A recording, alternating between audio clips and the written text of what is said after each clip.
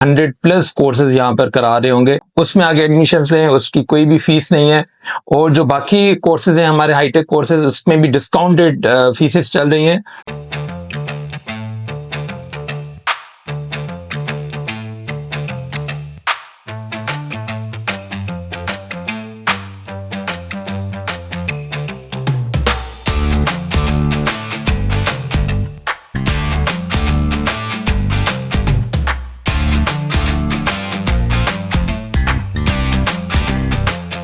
जी, अस्सलाम वालेकुम। मेरा नाम इसरार हुसैन तन्वी है। मैं फाउंडर एंड सीईओ हूँ the institute of management and entrepreneurship का।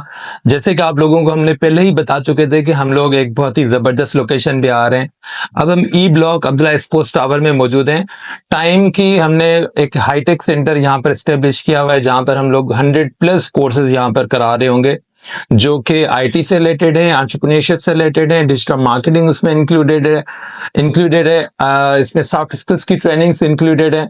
हैदराबाद की आवाम की तरफ से बहुत ही ज़बरदस्त रिस्पांस यहाँ पर हमें मिल रहा है, स्पेशली जो अब्दुल्ला स्पोर्ट्स टावर और जितने भी इनके प्रोजेक्ट्स हैं उस कम्युनिटी से, और फिर जो यहाँ के कासिमाबाद और बाकी कम्युनिटीज़ हैं उनकी तरफ से।